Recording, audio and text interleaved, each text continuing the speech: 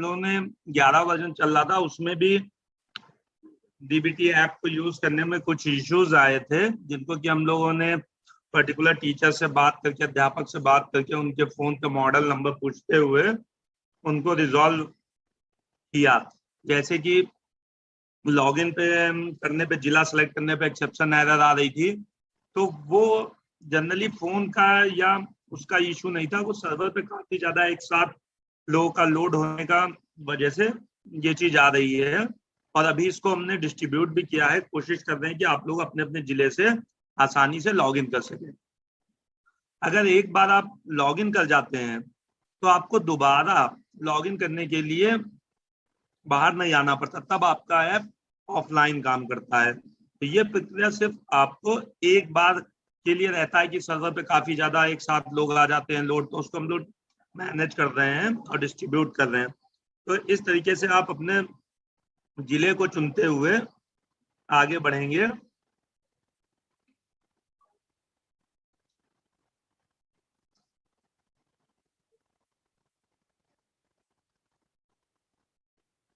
अब यहाँ पे आपका जैसे अभी बहुत नंबर डालने में 3 तरीके के इश्यूज आ रहे होंगे, invalid user, login authentication fail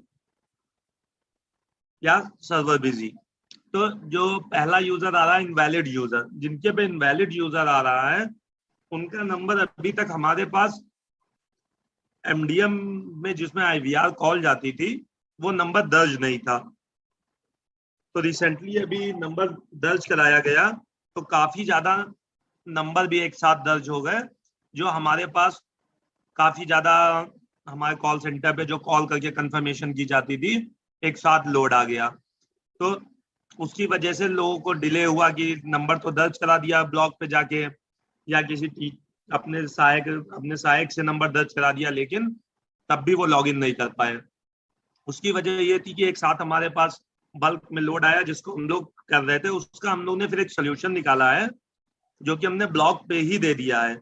आप जैसे ही नंबर रजिस्टर करेंगे, तुरंत ही आपके बीओई उस नंबर को कंफर्म कर देंगे और आप 15 मिनट बाद आप लॉगिन कर पाएंगे। जो इनवैलिड यूजर लिख के आ रहा था, उसकी हम लोग ने प्रॉब्लम को बीओ पे ही देके सॉल्व करा दिया है। फिर एक प्रॉब्लम आती है लॉगिन करने पे, यहाँ पे नंबर डालने में, ऑथेंटिकेशन फेल यूजर। तो वो सिर्फ हमारे 6000 स्कूल हैं जिनमें वो इशू आ रहा है। उनके लिए भी हमने एक ब्लॉग पे कल एक शीट शेयर की है, जो 6000 स्कूल हमारे यूडाइस पोर्टल और प्रेरणा पोर्टल से मैच नहीं किए थे। जैसे जैसे वो भी इशू हमारे पास इंडिविजुअल भी आते हैं, लेकिन इंडिविजुअल इशू आने में टाइम लगता है, उनको रिजॉल्व करने में टाइम लगता है। तो इसलिए हमने वो भी शीट ब्लॉग पे शेयर की है, वो एक साथ भर के आ जाएगी। तो हम उन 6000 लोगों का भी इशू एक साथ रिजॉल्व कर देंगे, जिससे उनको ऑथेंटिकेशन लॉगिन की जो प्रॉब्लम आ रही है वो भी नहीं आएगी। तीसरा एक इशू आता है सर्वर बिजी रिस्पॉन्स। उसमें 2 तरीके के हो सकते हैं, या कि एक साथ लोड आ गया हो, काफी लोग उसको लॉगिन करने की कोशिश कर रहे हो, तो आप थोड़ा सा वेट करके दोबारा लॉगिन करेंगे, नेक्स्ट अटेम्प्ट में वो लॉगिन हो जाएगा। या हो सकता है कि जिस जगह से आप लॉगिन कर रहे हो वहां पे नेटवर्क का इशू हो। दोनों चीजें हो सकती है। तो आप 10 मिनट का वेट करके या आप री अटेम्प्ट करेंगे तो आप लॉगिन कर जाएंगे। एक बार लॉगिन करने के बाद आपको ये इशू नहीं आएगा। क्यों? क्योंकि फिर ऐप को हम दोबारा जब भी खोलते हैं आप, तो हम उसको लॉगिन के लिए नहीं पूछते हैं।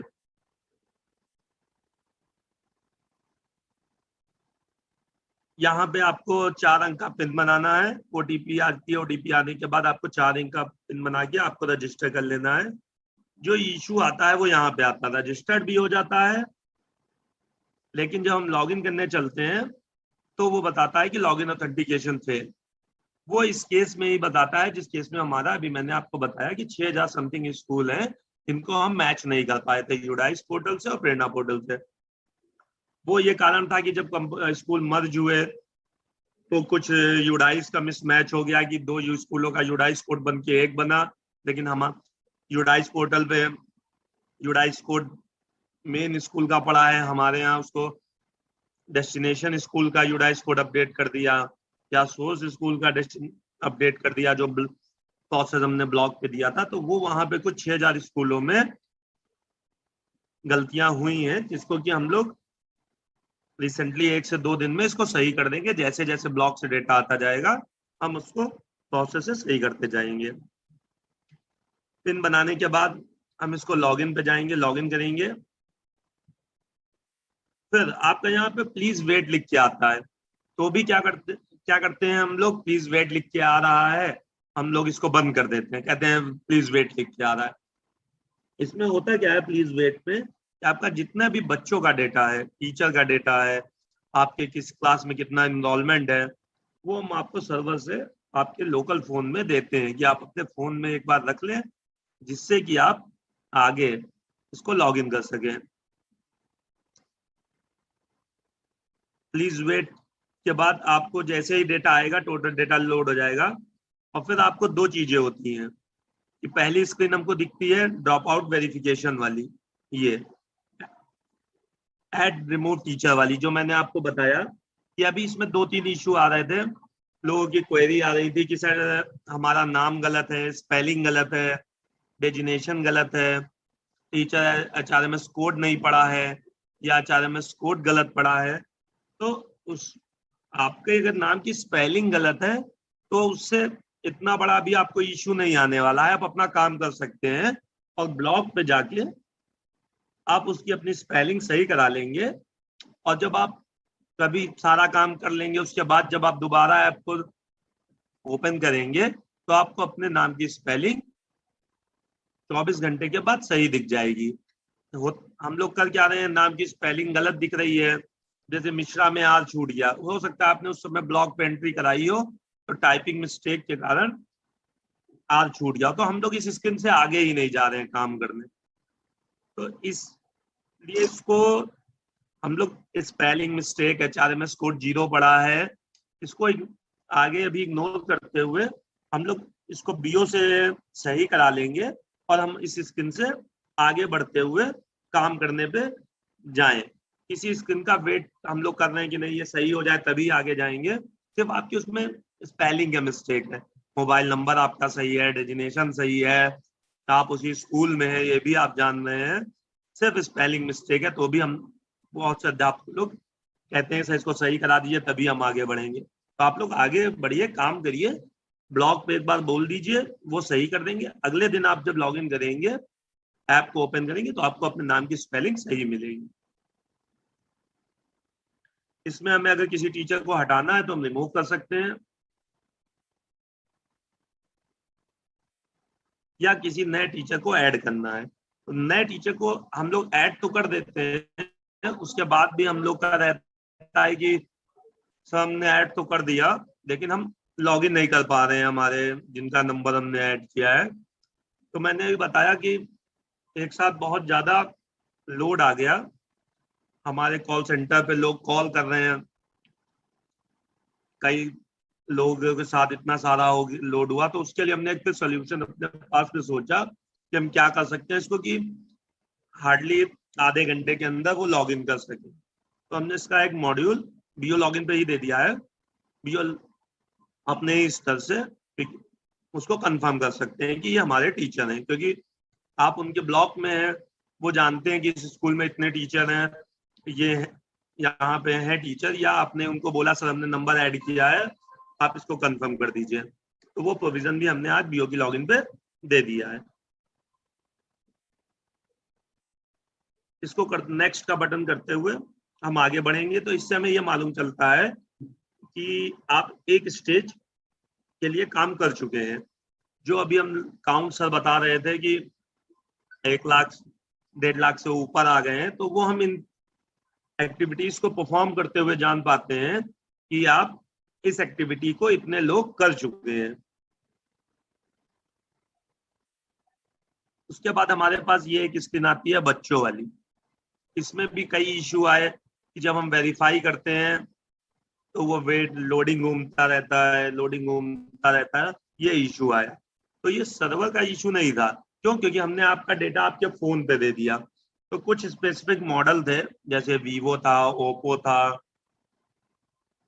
रेडमी का एक फोन था, उनमें ये इशू था कि जब हम वेरीफाई करते थे तो वो सिर्फ लोडिंग घूमता रहता था।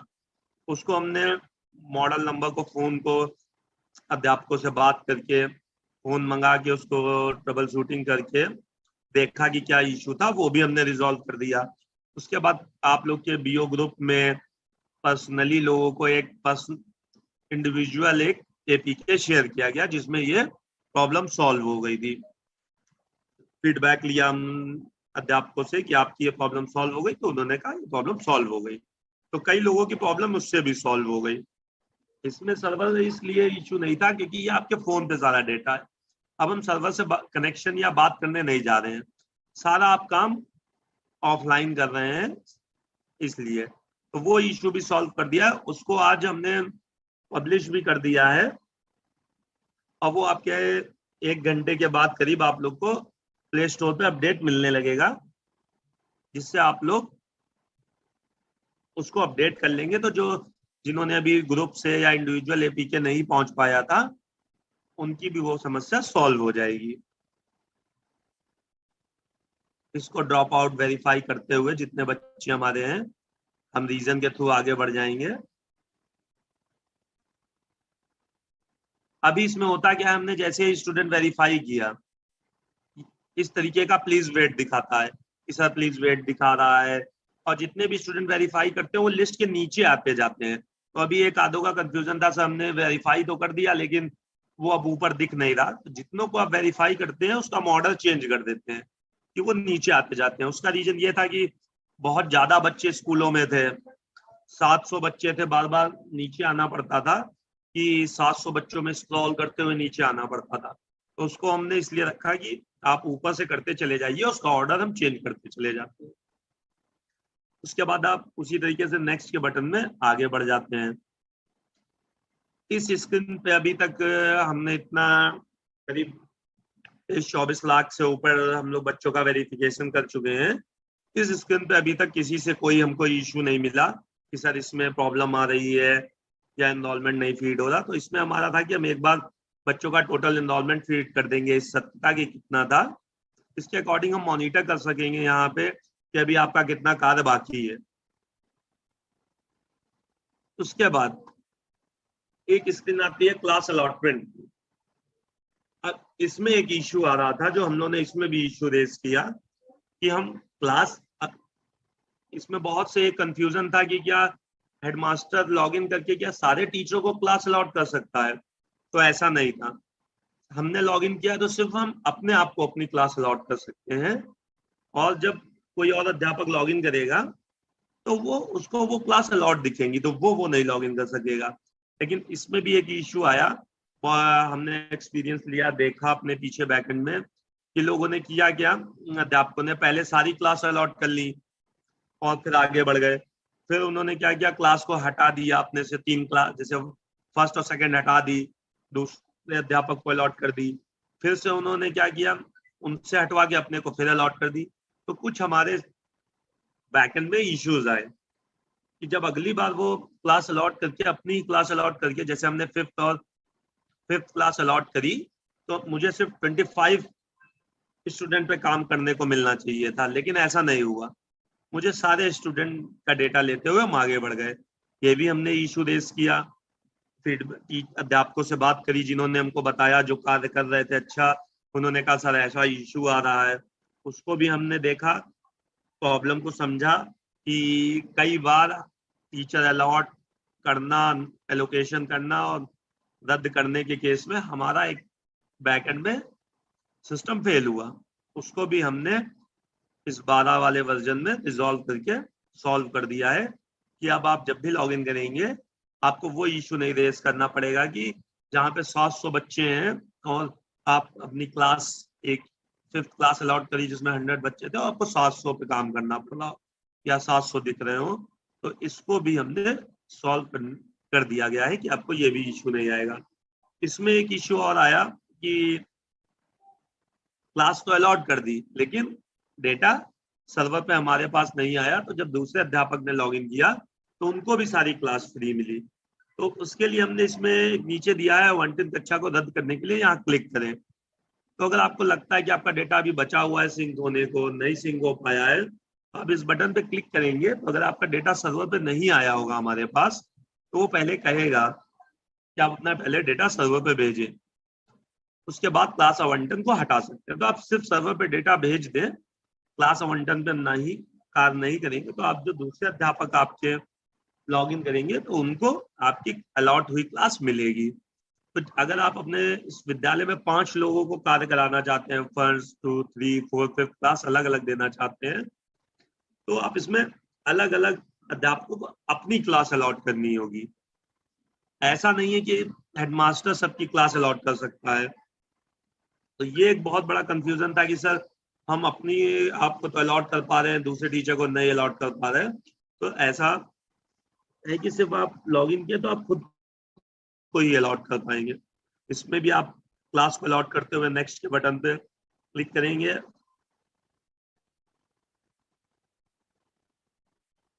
इसमें भी वेट कर रहा था, लोगों ने कहा सर हम क्लास अलॉट करते हैं, इसमें भी ऐसी डेटा प्रोसेसिंग दिखाता है। इसको भी हमने सॉल्व करके, जो एक इशू था उसको भी सॉल्व करते हुए हमने इसमें इनकॉर्पोरेट कर दिया है नए वर्जन में।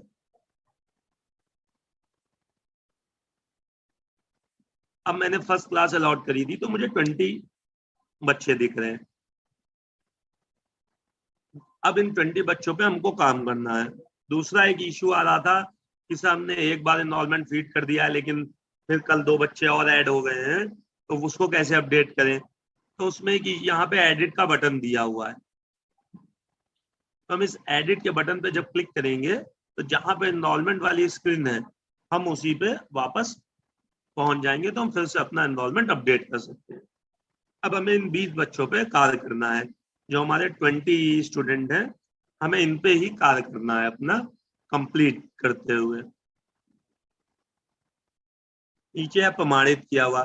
जिन बच्चों का आधार सफलतापूर्वक, जिन बच्चों के गार्जियन का आधार सफलतापूर्वक हमारे यूआईडीआई आधार के डेटा से मैच कर जाएगा, वो प्रमाणित में आ जाते हैं। जिनका फेल हो गया वो अप्रमाणित में आ जाते हैं। प्रमाणित होने का कोई वो नहीं होता है, आप लोग नाम, उनका जेंडर, आधार नंबर डालते हैं, वो सिंपल सा मैच करता है कि जो आपने एंट्री दी है हमको वो सही है, और उसको वो सक्सेस दे देता है। प्रमाणित के कई कारण है कि हो सकता है जब आपने आधार बनवाया हो उसके बाद आपको लगा हो नहीं मेरे आधार के नाम की स्पेलिंग गलत है, मैं सही करा लेता हूँ जाके। तो गार्जियन ने सही तो करा ली, लेकिन जो कॉपी है उनके पास वो पुरानी ही है।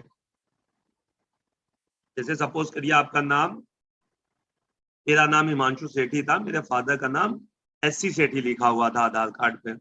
उसके बाद मैंने जाके उसको सुभाष चंद्र सेठी करा लिया, लेकिन मेरे पास कॉपी जो थी आधार की वो मेरे पास पुरानी ही थी। जब भी मैं इसको चेक करता था अपने आधार को मैच करने के लिए, वो अप्रमाणित बता देता था। तो मैंने फिर लेटेस्ट जाके डाउनलोड किया आधार की वेबसाइट से, तो मैंने देखा कि मेरे में नाम की स्पेलिंग चेंज हो चुकी है।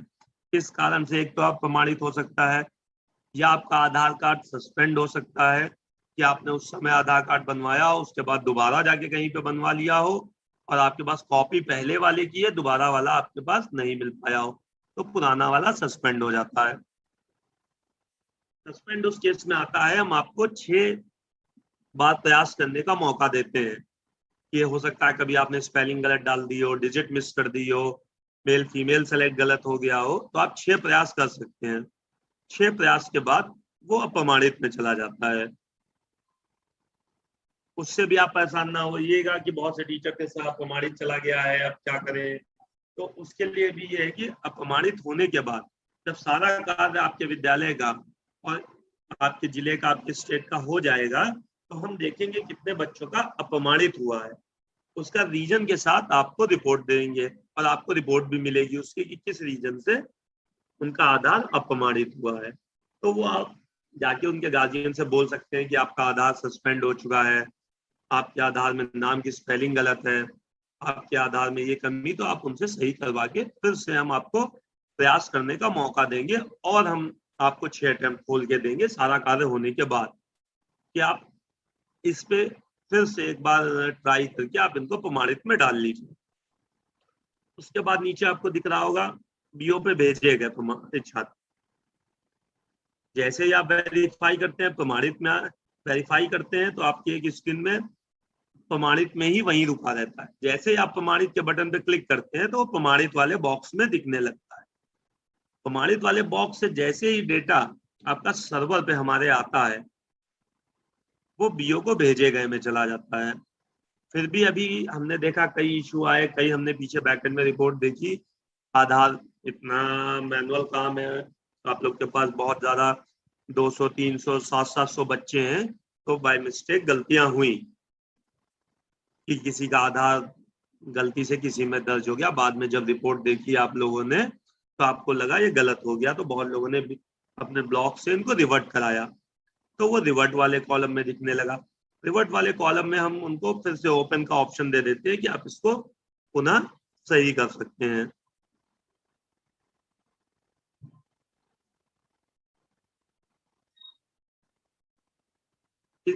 सबसे एक नीचे रिपोर्ट लगी थी, इसके अंदर अभी आपको आगे के प्रोसेस में जब हम जाएंगे तो ब्लॉक से सर्टिफाइड हो जाएगा, फिर बीएसए पे चला जाएगा, बीएसए से उसको सर्टिफाइड कर देंगे, फिर फाइनेंस वाले उसको पीएफएमएस पोर्टल पे जो आपने बच्चों की गार्जियन की डिटेल दी है हमको, उसको हम पीएफएमएस पोर्टल है पेमेंट का, उस पे हम अपलोड करेंगे।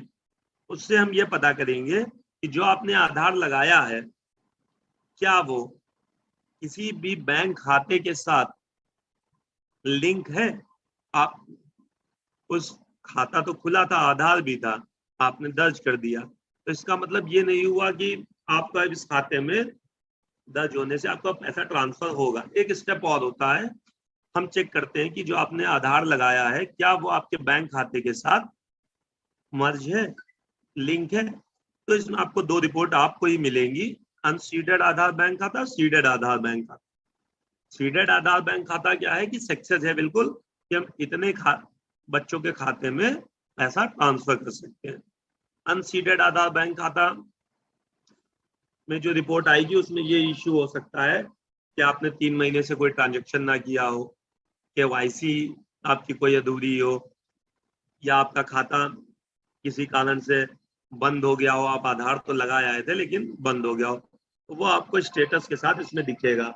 तो उसमें भी आपको उनके अपने गार्जियन को बुला के बच्चे के बोलना पड़ेगा कि आप अपना बैंक खाते में जाके आधार को लिंक करा जाइए और इसको चालू करा लीजिए। तो यहाँ पे सिर्फ आपको रिपोर्ट मिलेगी, आप अनसीडेड रहेगा। जब भी वो अगर अभिभावक आते हैं कहते हैं कि हम अपने बैंक में आधार लगाए आए हैं, तो आपको सिर्फ सीड मार्क कर देना है।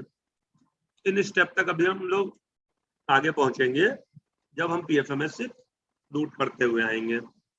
उसके बाद एक सफल भुगतान है, जब हम सीडेड भी चेक कर लेंगे कि मान के चलिए 20 बच्चों पे हमने काम किया, 2 अनसीडेड में चले गए, 18 सीडेड में।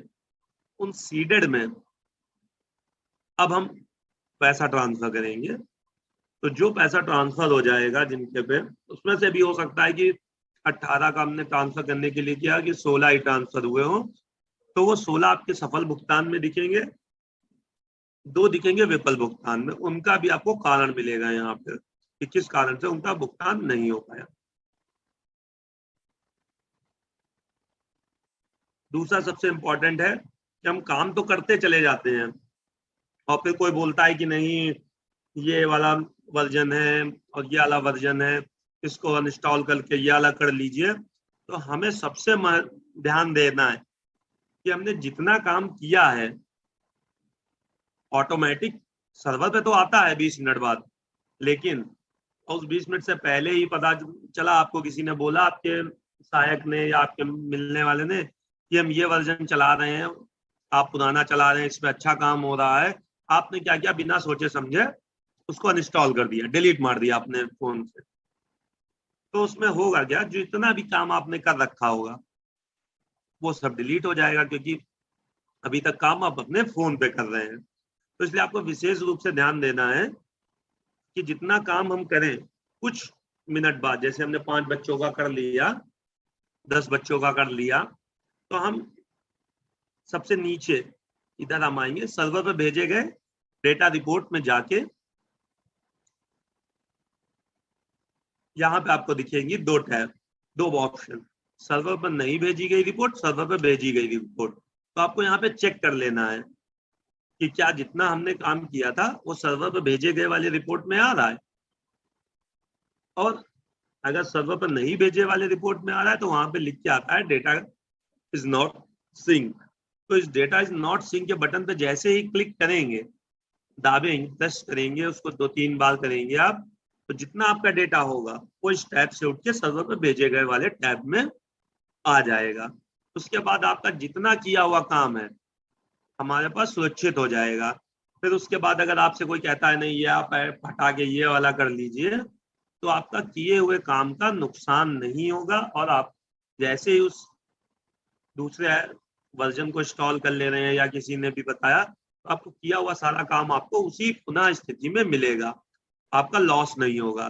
तो इससे लिए मेरा कहना है कि जैसे जैसे हम काम करते जाएं, हर 5 बच्चे 10 बच्चे पे आके मैनुअल उसको सिंक कर दें।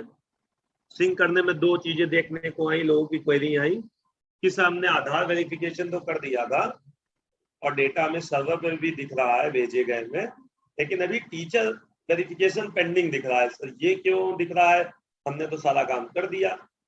टीचर वेरिफिकेशन पेंडिंग उसी दिशा में दिखता है, आपने आधार तो प्रमाणित कर दिया, लेकिन आपने एक बार उसको उसी बॉक्स में जाके प्रमाणित करे के बटन को नहीं दाबा।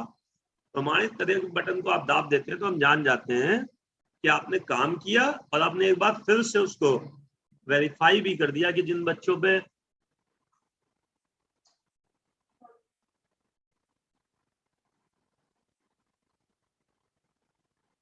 तो आप आगे बढ़ जाएंगे उसको कि ये डेटा सर्वर पे चला गया। तो जिससे आप इतनी मेहनत से काम कर रहे हैं, रात में भी लोग काम कर रहे हैं, हम लोग यहाँ मॉनिटर करते हैं, देखते हैं 11 बजे 12 बजे तक लोग काम कर रहे हैं, सुबह उठ के काम कर रहे हैं, तो आपके उस काम का नुकसान ना हो, कि किए हुए काम आपका 0 हो जाए, तो आपका मोटिवेशन भी कमजोर होगा। तो इसलिए आप काम करने के साथ साथ उसको डेटा सर्वर पे सिंक भी करते चले।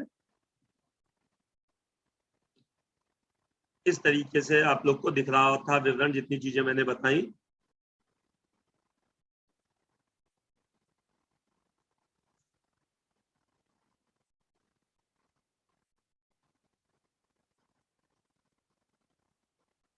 ये आपको दिखता है, यहाँ भी हम कंफर्मेशन एक बार पूछते हैं कि जो डिटेल आपने भरी है क्या वही डिटेल आप कंफर्मेशन करना चाह रहे हैं। तो अभी भी कुछ इश्यूज आए लोगों के कि नहीं सर गलती से हमने इनका आधार इन बच्चों में डाल दिया। तो ये थोड़ा सा हम लोग दिखाते भी हैं, अगर आपको लगता है कि नहीं गलत हो गया तो कैंसिल करके एक बार फिर से करेक्शन कर सकते हैं, लेकिन आप प्रोसीड कर देंगे, आगे बढ़ जाएंगे, तो आप एडिट नहीं कर सकते हैं। दूसरा एक चीज आ रही थी मांशु, कि सर प्रेरणा पोर्टल पे जिस समय हमने बच्चा ऐड किए थे उनकी डेट ऑफ बर्थ गलत थी, नाम गलत था, तो एक हमने नीचे ऑप्शन इसमें दे रखा है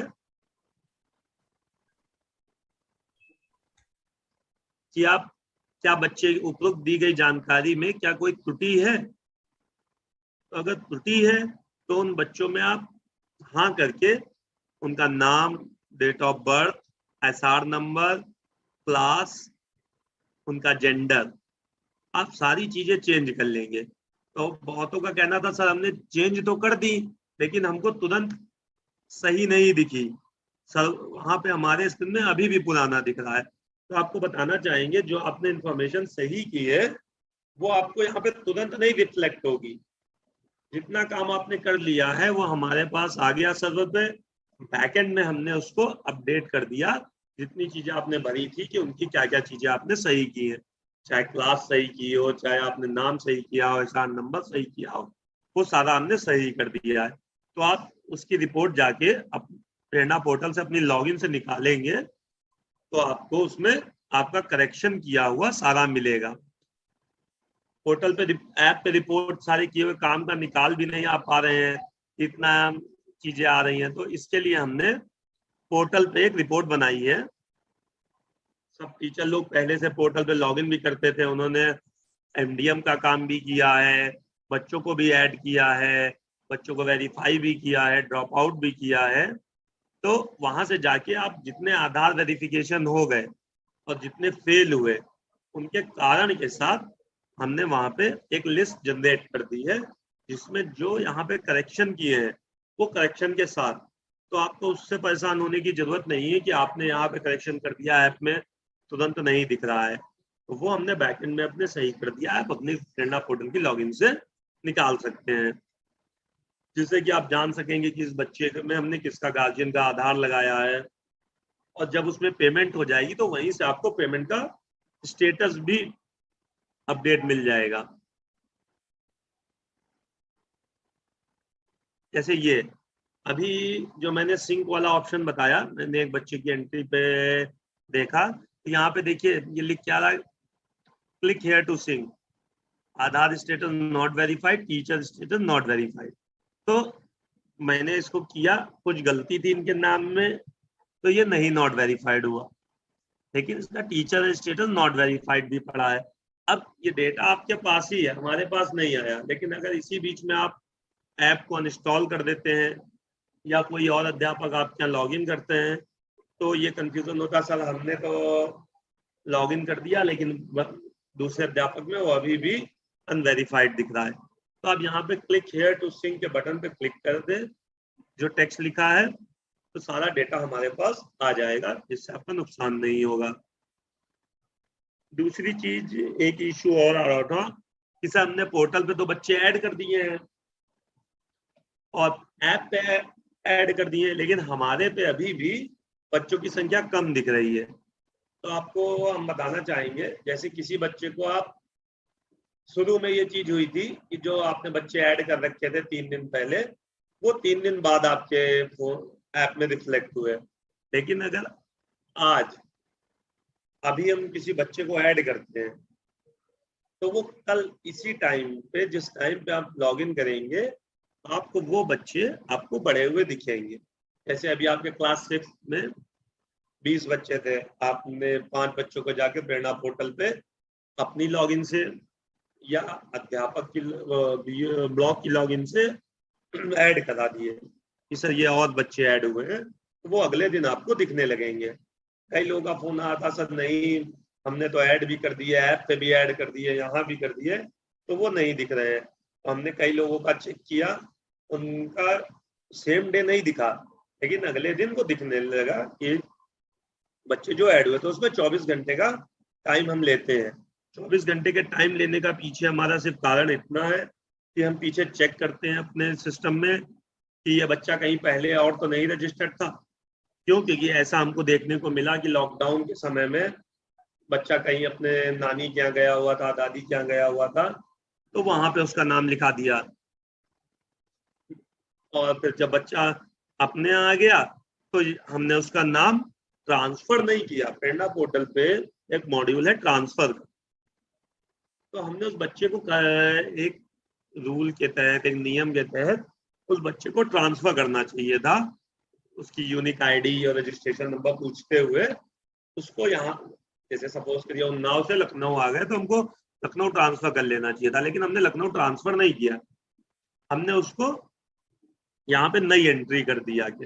और नई एंट्री में किया क्या, उसका एसआर नंबर चेंज हो गया, नाम में स्पेलिंग में चेंज हो गई, तो सिस्टम नहीं पहचान पाया कि ये बच्चा वही है। फिर जब हमने बैकएंड पे अपना प्रोसेस चलाए और चीजें को देखा, तो पता चला कि ये बच्चा ऑलरेडी उन्नाव में पढ़ रहा है। तो उस बच्चों को हम लोग रोक लेते हैं, वो आपके ऐप में भी नहीं दिखते हैं उस समय के लिए। तो आप लोग के साथ एक रहता है कि नहीं सर बच्चा हमारे पोर्टल पे तो दिख रहा है, तो पोर्टल पे दिख रहा है लेकिन ऐप पे नहीं दिखेगा। क्यों? ऐप पे आपको आधार गार्जियन वेरीफाइड करना है। तो आप अब किस स्कूल के लिए उसको वैलिड मानेंगे, उन्नाव के लिए या लखनऊ के लिए? तो उसके लिए हमने ब्लॉक पे एक ऑप्शन दे दिया है सस्पेक्टेड करके। सस्पेक्टेड में हम लोग वहां पे बच्चों को, वो जैसे बच्चे जो एक जिले से दूसरे जिले में रजिस्टर्ड हैं, एक स्कूल में और दूसरे स्कूल में भी रजिस्टर्ड है, उनको हमने सस्पेक्टेड में दे दिया कि ब्लॉक पे, तो आपके खंड शिक्षा अधिकारी आपको बुला के या आपसे बात करके वेरीफाई कर लेंगे कि ये बच्चा वर्तमान में किस विद्यालय में और किस जिले में या किस स्कूल के किस ब्लॉक में पढ़ रहा है। जैसे ही वो उसको वेरीफाई कर देंगे तो अगले दिन आपको वो आपके ऐप में दिखने लगेगा। तो हो सकता है आपके यहाँ आपके पोर्टल पे 120 दिख रहे हो, आपके 115 दिख रहे हो। तो हमारा कहना है कि आप 115 पे कार्य को कंप्लीट कर लीजिए। उन 5 बच्चों की वजह से आप 115 के कार्य को भी मत रोकिए मत, आप 115 के कार्य को कंप्लीट कर लीजिए। 105 पे जैसे ही वेरिफिकेशन हो जाएगा कि ये बच्चा एक्चुअल कहाँ का है, वो आपको दिखने लगेगा।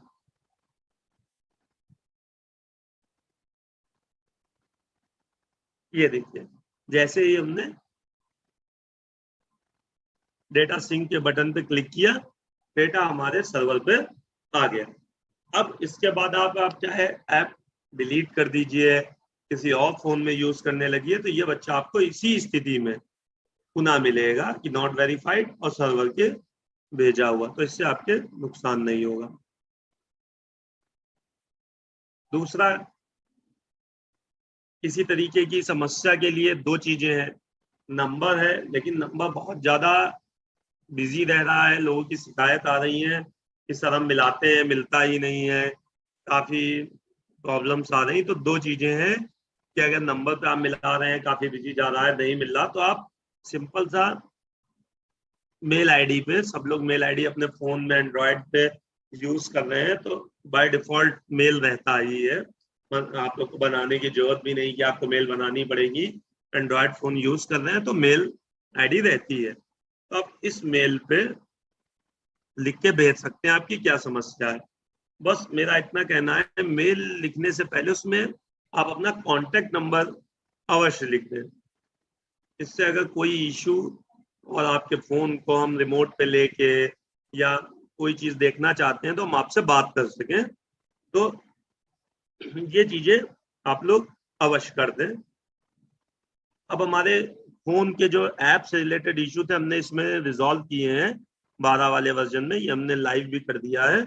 आधे से 1 घंटे में आप लोगों को अपडेट का पॉपअप मिलने लगेगा। तो आप सबसे निवेदन है कि आप लोग एक बार उसको अपडेट कर लें।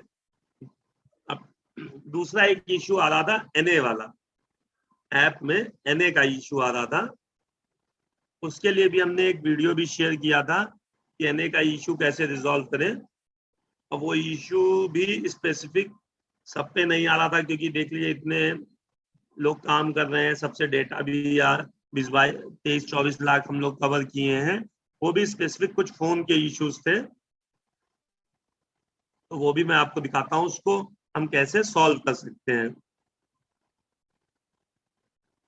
ये एक सिचुएशन बन के आ रही थी एनए वाली कि हमारे फोन में एनए लिख के आ रहा है सर, हम स्विच यूजर भी कर चुके हैं, क्लियर प्रोफाइल भी कर चुके हैं।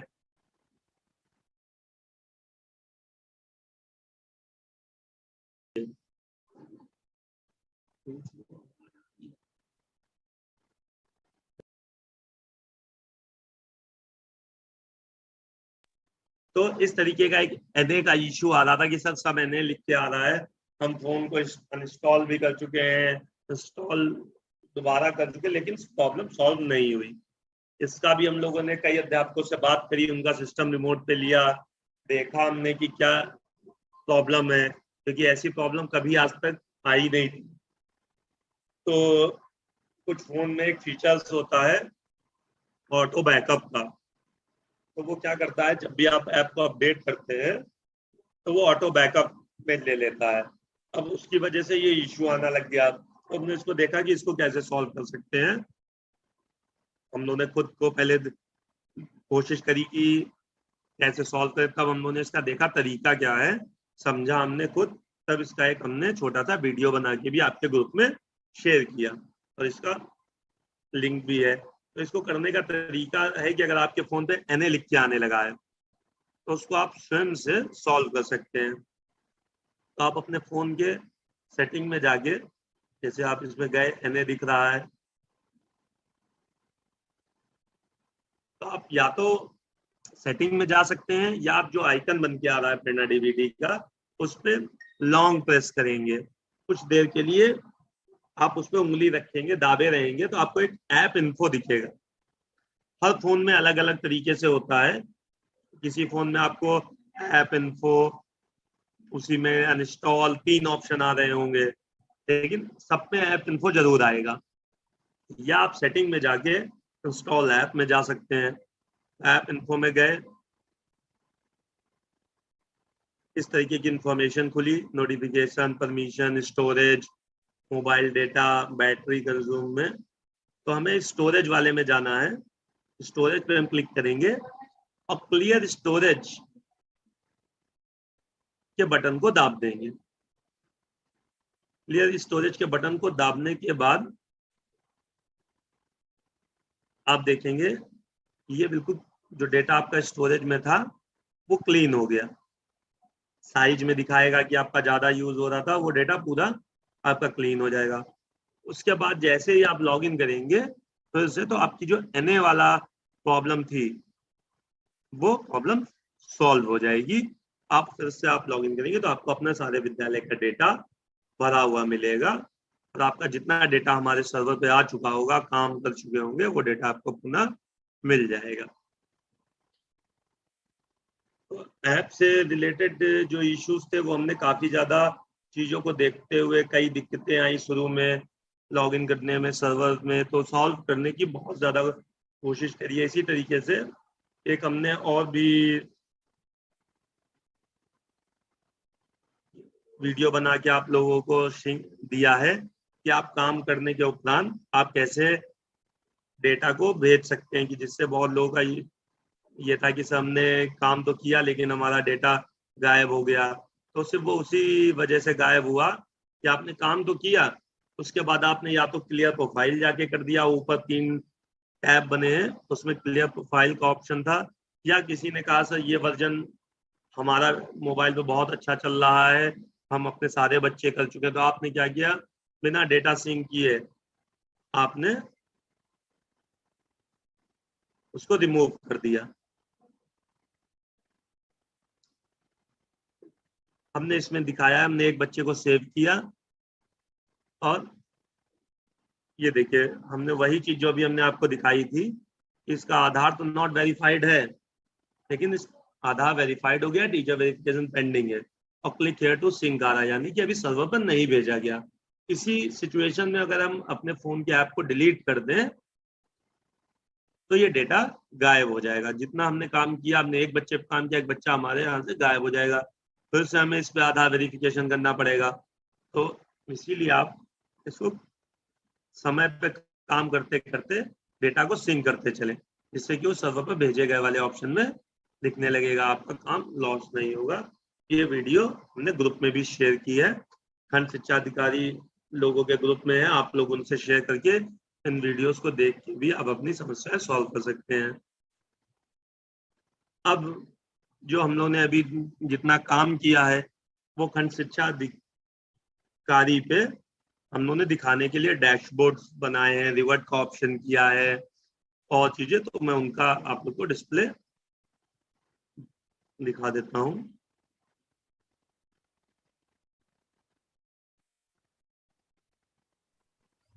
हिमांशु, जी सर। हाँ मुझे दो चीजें याद आ रही हैं, तो प्लीज उस पे भी जरा लोगों को गाइड करना। एक जी तो सर। लोग बताते हैं कि अगर दो दो बच्चों के अगर सेम गार्जियन है तो कई बार वो एक टेबल बन के आती है, थोड़ा उस पे इलेबोरेट कर दो। और दूसरा, कई टीचर्स कहते हैं कि जैसे आपने दिखाया था डेटा सर्वर पे भेजा जा चुका है, उसमें भी नॉट वेरीफाइड था। तो वो कायदे से दोनों वेरीफाइड ही होना चाहिए जहां तक मैं समझता हूँ, तो उसके लिए उनको प्रमाणित करना पड़ेगा, यही ना? सर वो जिनका आधार अभी मैं आपको वो फिर से स्क्रीन डिस्प्ले कर देता हूँ। नहीं ठीक है, वो क्लियर है, लेकिन एक दो से अधिक अगर बच्चों के गार्जियन है, वो वाला पॉइंट एक बार। मैं बता देता हूँ सर।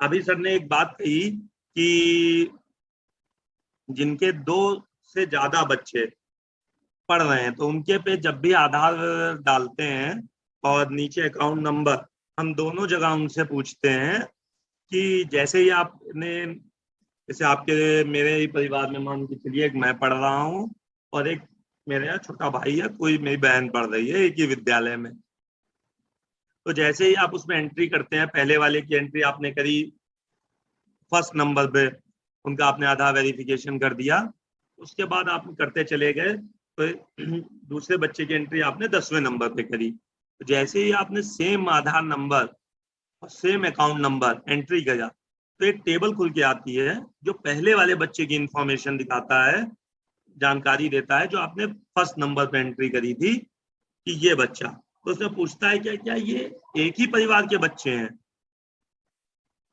तो वो ये जानना चाहता है कि क्या जो आपने पहले बच्चे की एंट्री करी और ये लास्ट में 10वें नंबर वाले बच्चे की एंट्री करी, क्या ये सेम ही परिवार के हैं। इसको पूछने का कारण ये है कि हम लोग यहाँ पे मैपिंग कर रहे हैं कि एक से ज्यादा परिवार के कितने बच्चे हैं, उसमें हम लोग ग्रुप करते हुए जो पैसा है आपके अकाउंट में कंबाइंड पैसा जाएगा जोड़ते हुए, तो इसलिए हम इसकी मैपिंग करते हैं। उसमें भी बहुतों का एक इशू आया था कि बहुतों के आधार नंबर की लास्ट की 4 डिजिट सेम होती हैं। ये एक इशू आया कि सर आधार नंबर की लास्ट की डिजिट सेम है, तो इस केस में हम क्या करें, तो वो चीज हमने 10वें ही वर्जन में सॉल्व कर दी थी। आप लोग का जो अभी यूज कर रहे हैं 11वां, उसमें वो प्रॉब्लम नहीं है, क्योंकि ये कॉम्बिनेशन नहीं पता था कि लास्ट की 4 डिजिट भी सेम आधार की अलग अलग गार्जियन की हो सकती हैं, तो ये हमने 10वें वाले जो वर्जन था उसी में रिजॉल्व कर दी थी। अब आप लोग जो यूज कर रहे हैं उसमें वो समस्या नहीं है, लेकिन अगर आप लोग सेम अकाउंट नंबर और सेम आधार 2 बच्चों से या एक से अधिक बच्चों में यूज करेंगे, तो वो 2 बच्चों में आपने यूज कर लिया, फिर तीसरे बच्चों में यूज करें तो भी वो आपको विंडो दिखेगी और वो पूछेगा कि क्या ये एक ही परिवार के हैं। अगर वो आप उसमें नो कर देंगे तो वो आपको आगे उस पर काम नहीं करने देगा, वो आपको वहीं पे मना कर देगा, ना तो वेरीफाई करने देगा ना ही आपको सेव करने देगा। तो आप एक, क्योंकि वो आपसे, आपने उसी का नंबर डाला है, तो या तो आपके अनुसार वो बच्चे तीनों एक ही परिवार के होने चाहिए, लेकिन आप कह रहे हैं कि वो तीनों एक ही परिवार के नहीं है, तो इसका मतलब कि कहीं ना कहीं बाय मिस्टेक आपने जो डॉक्यूमेंट बनाया बच्चे के नाम के आगे, उसमें कहीं त्रुटि हो गई है, किसी और बच्चे का माता का बाबा का खाता नंबर किसी और के खाता नंबर या आधार नंबर चढ़ गया है। तो इसका आप लोग विशेष ध्यान दें कि वो चीज जो सर ने बताई वो तभी आएगी जब एक ही परिवार के बच्चे होंगे, इसीलिए हम उस पर, जैसे ही आप उसको कहते हैं नहीं एक परिवार के नहीं है, हम काम नहीं करने देते हैं। तो लोगों का कहना था सर ये बाबा बंद हो जाता है, तो वो उसी केस में बंद होगा जब आप कहेंगे नहीं ये एक परिवार के नहीं है। जैसे आप उस पर मार्क करेंगे ये पहले वाला बच्चा और ये दूसरा बच्चा सब एक ही परिवार के हैं, तो वो आपको सेव करने देगा। उस केस में जो आपने पहले वाले बच्चे की एंट्री करी थी वो भी आपको इधर दिखने लगती है कि अब सर्वर पे नहीं भेजे गए हमें। तो आपको लोगों का कहना था सामने इस बच्चे को तो अभी भेज दिया था सर्वर पे, फिर से ये यहाँ दिखने लगा, वो उसी केस में दिखता है कि जब आपने एक बच्चे के साथ दूसरे बच्चे को फैमिली में बताया कि ये 2 बच्चे की डिटेल एक साथ है, तो वो मैपिंग करके आपको फिर से कहता है कि इन दोनों की डिटेल सर्वर पे भेज दें। दूसरा, बहुत से हो सकता है कि एक इशू आ रहा हो आएगा कि आपका एक बच्चा इस स्कूल में पढ़ रहा हो और एक बच्चा दूसरे स्कूल में पढ़ रहा हो, तो वो आप अपने अपने फोन पे वो यूज कर रहे हैं, लेकिन उसको हम लोग अपने यहाँ पे प्रोसेस करके कि एक से अधिक वाले कितने बच्चे हैं उनको मैप करते हुए ब्लॉक की लॉगिन पे खंड शिक्षा अधिकारी के डैशबोर्ड में प्रदर्शित कर रहे हैं कि ऐसे अभिभावक जिनके एक से ज्यादा या 2 से ज्यादा बच्चे हैं, उनको खंड शिक्षा अधिकारी आपके द्वारा फोन करके या जिस भी स्कूल में दिख रहे होंगे दोनों से फोन करते हुए या कंफर्मेशन लेते हुए अपने सोर्स से किसी भी माध्यम